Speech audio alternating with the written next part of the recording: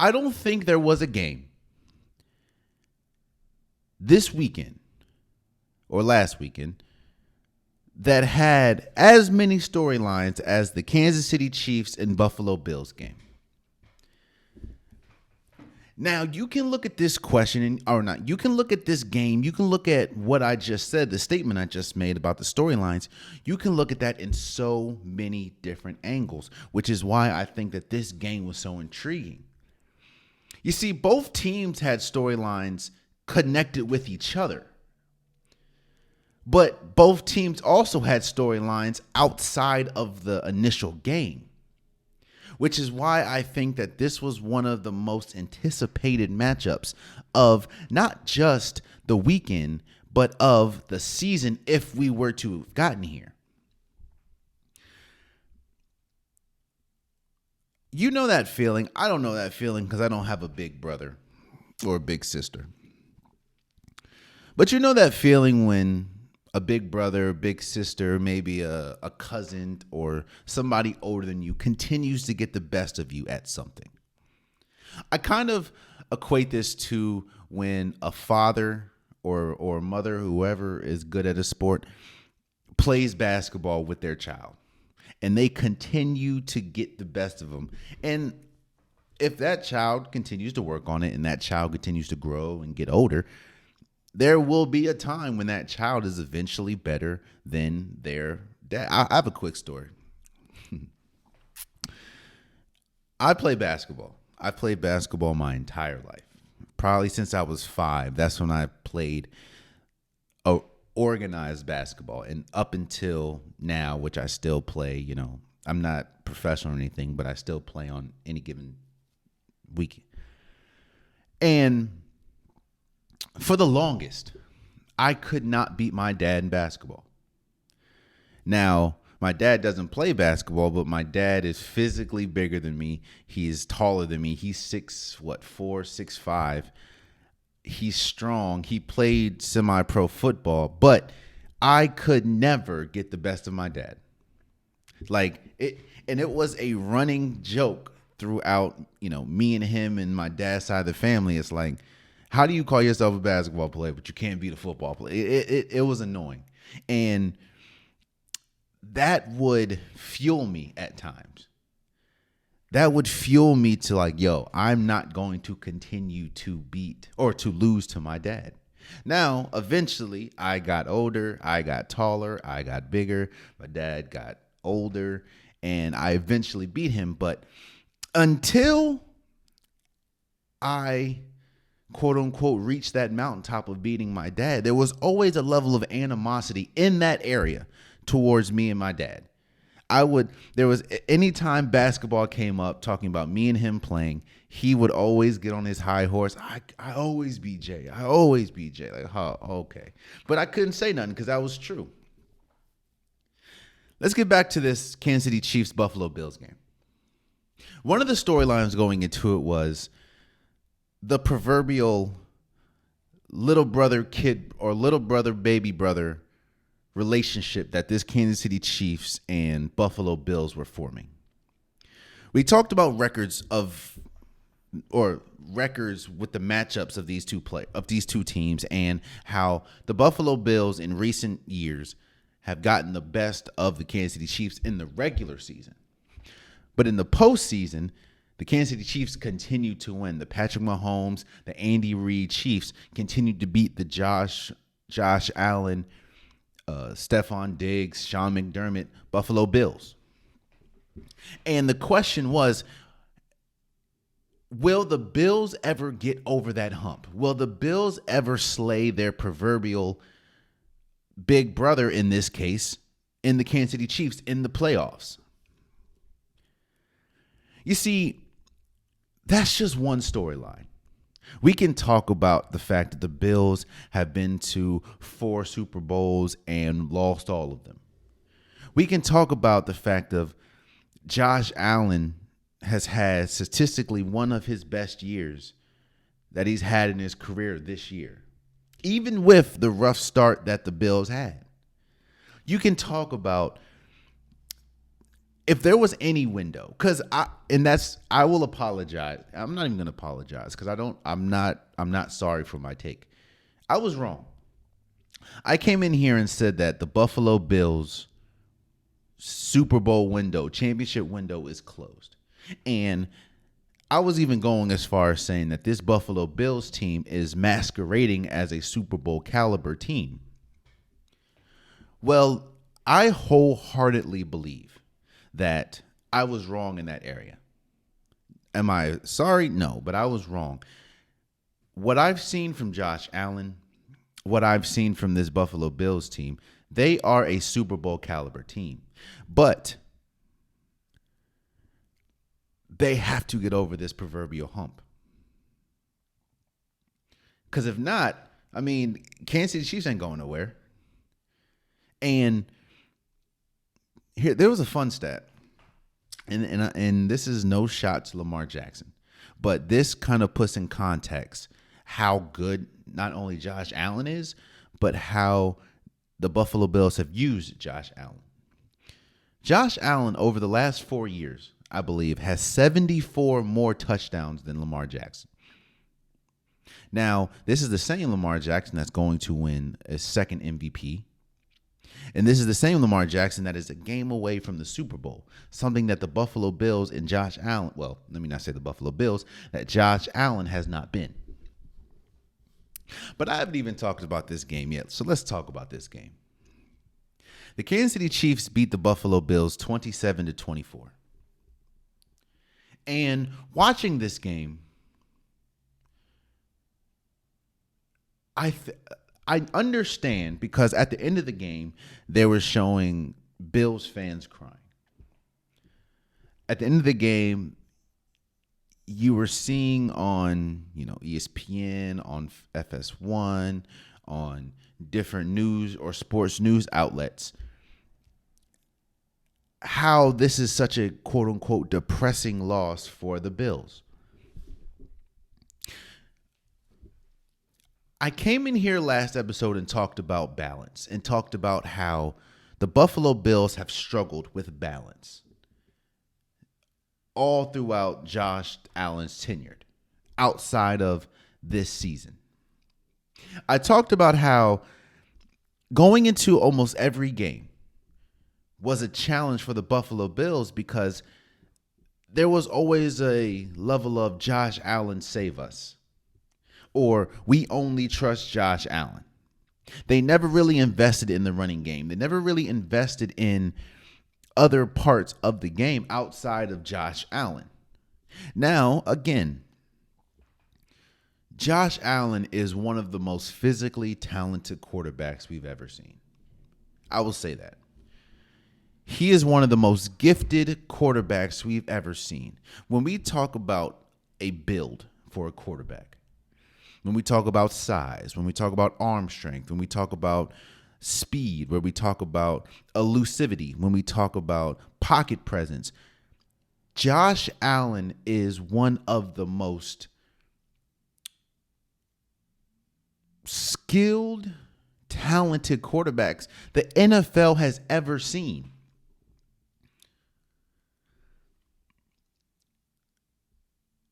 But this game shows you that talent, having that build, having that title, doesn't essentially mean you're going to win.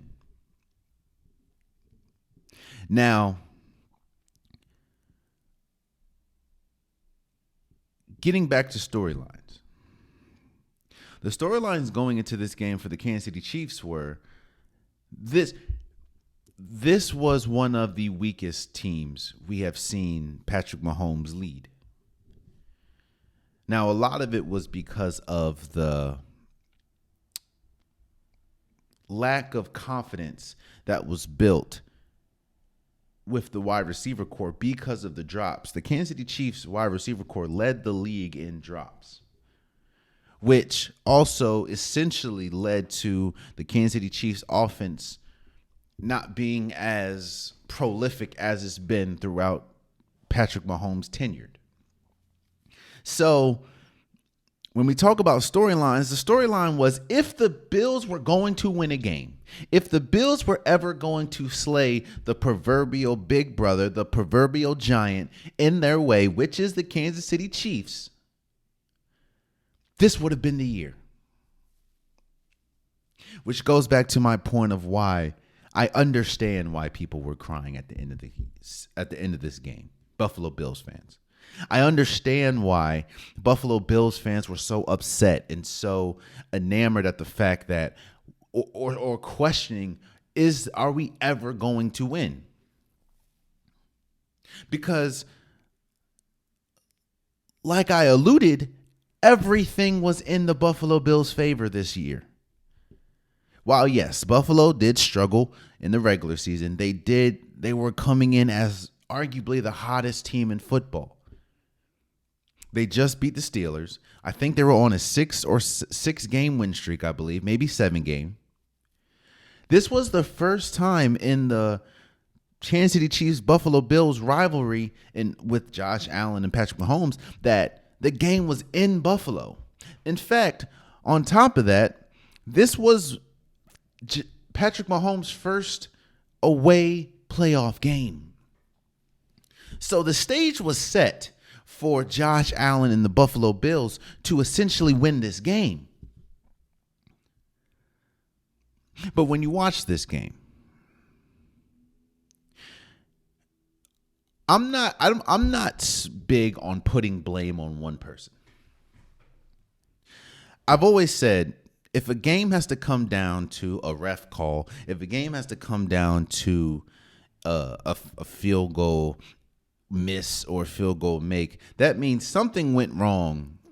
Either something went extremely right and you guys just fought to the death, or you guys fought and it was a very competitive game, or something went wrong that you needed the refs to help you in your favor, or you needed the refs to make that call, or you needed that field goal. Watching this game, and I think what was so disheartening about this game when we talk about the Buffalo Bills,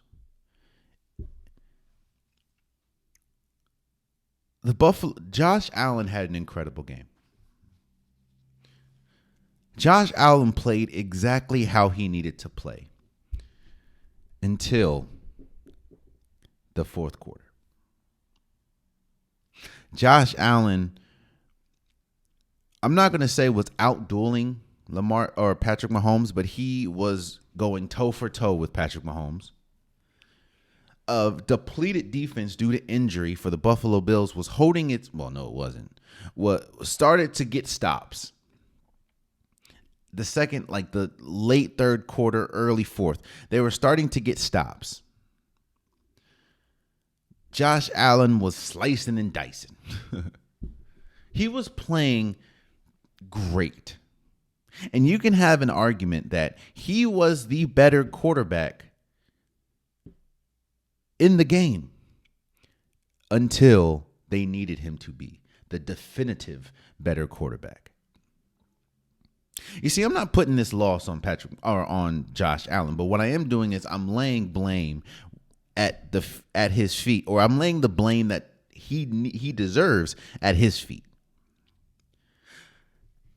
Josh Allen has had an innate.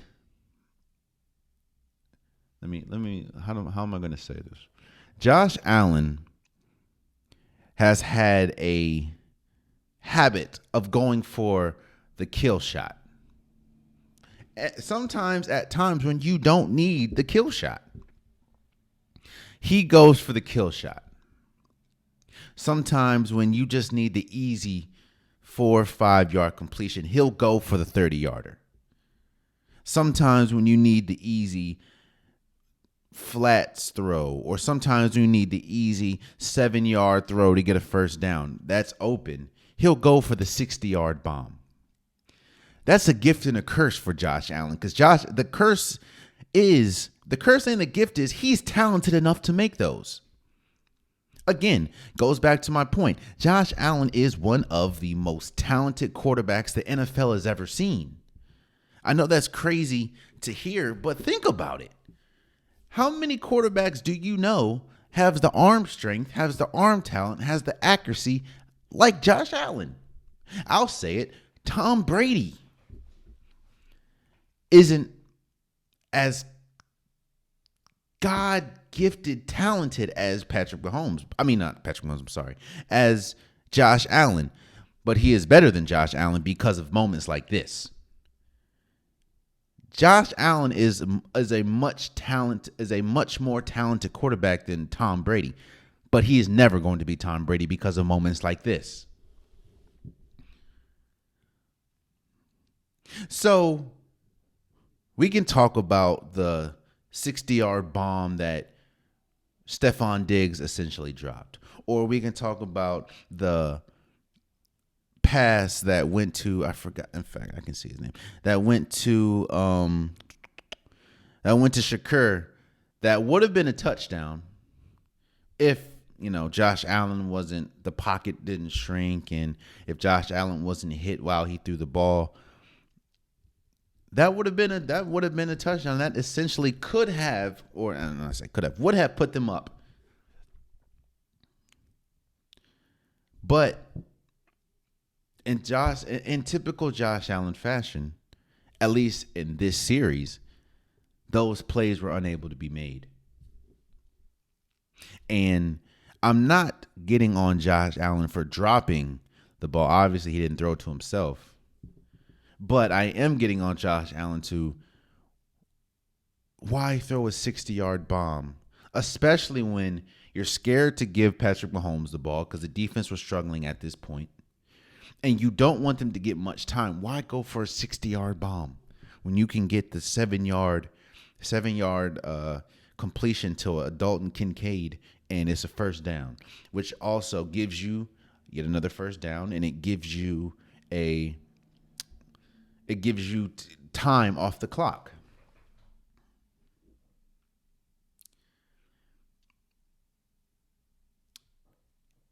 And then we talk. Let's go to the kick. Tyler Bass misses a potential game-tying kick with like a minute 45 left, minute 50. And as one of the reasons, I think you essentially have to do your job. I understand the conditions are hard. I understand that it was windy as hell. But the reason why we're getting on Josh Allen as much is because we need him to play, or people need him to play at a high level to get to where you're getting to. You need to essentially do your job. And Tyler Bass, at that moment, failed at his job. But you know what? What was the feeling that I had watching that moment and watching him miss the kick, which was unfortunately wide right. And wide right scars the Buffalo Bills franchise for decades now. I was watching that kick and I thought to myself, even if he would have made that kick, it would have essentially been 27-27 at the time. I still think the Kansas City Chiefs would have won. I still think that Patrick Mahomes would have marched down the field in a minute and 50, a minute and 45 seconds, and either scored or got them in the end zone, or scored or got them in field goal range.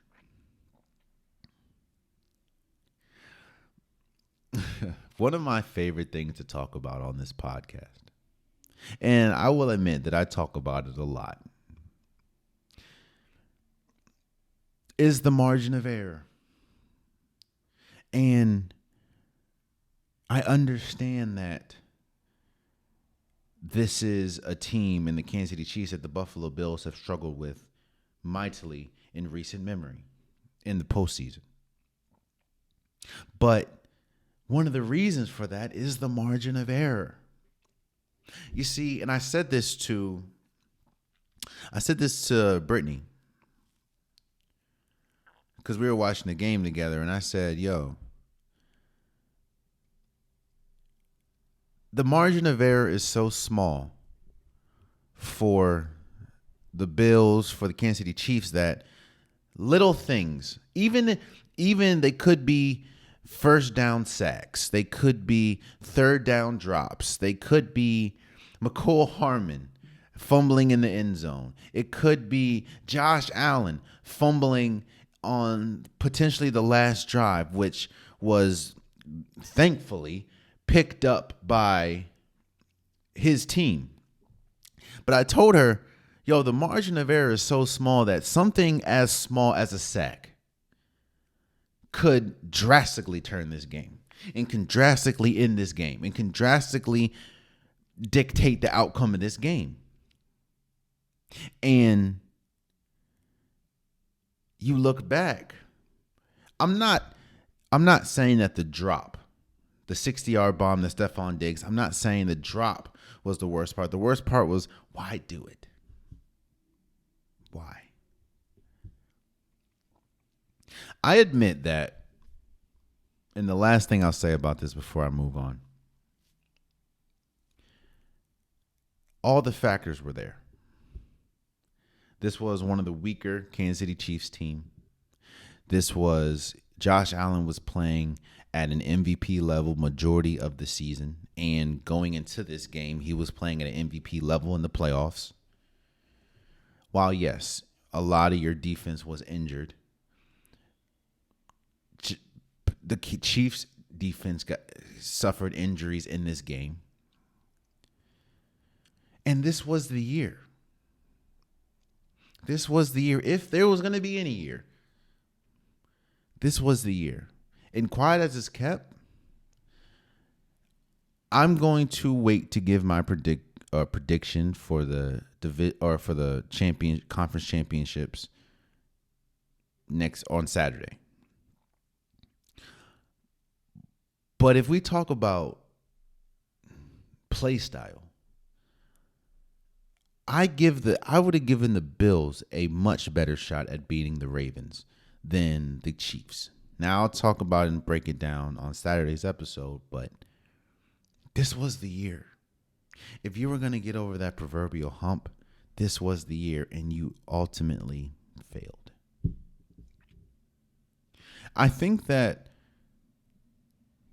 and I was wrong. I can admit that I was wrong. I think that seeing how Josh Allen plays, looking just at the statistics and looking at how good Josh Allen, when he is great, when Josh Allen is incredible, when Josh Allen is playing at his peak ability, there isn't many quarterbacks in league history better than Josh Allen. But as we've seen, that doesn't matter if you can't slay your proverbial giant, which in this case, in the postseason, in recent memory for Josh Allen, has been Patrick Mahomes in this Kansas City Chiefs. The margin of error is small. It doesn't matter how weak or how strong the Kansas City Chiefs are in any given year. When you're going against somebody that has a winning record in the playoffs, when you're going against someone that only has 3 losses in the playoffs, in his playoff career, he has 3 losses. 2 of them is to Tom Brady. The margin of error is minimal. And the quote is pretty much, you have to come correct or you will lose. And as we saw against the Kansas City Chiefs and the Buffalo Bills, the margin of error was too small for the Buffalo Bills, and they ultimately lost to the Kansas City Chiefs 27-24. And until they clean up that margin of error, or until they slay their proverbial giant, while the Kansas, you know what it is? Very last thing I'll say. I think the Buffalo Bills championship window rests on 2 shoulders. One on Josh Allen and how long he can be great, and how long Kansas City Chiefs can be great.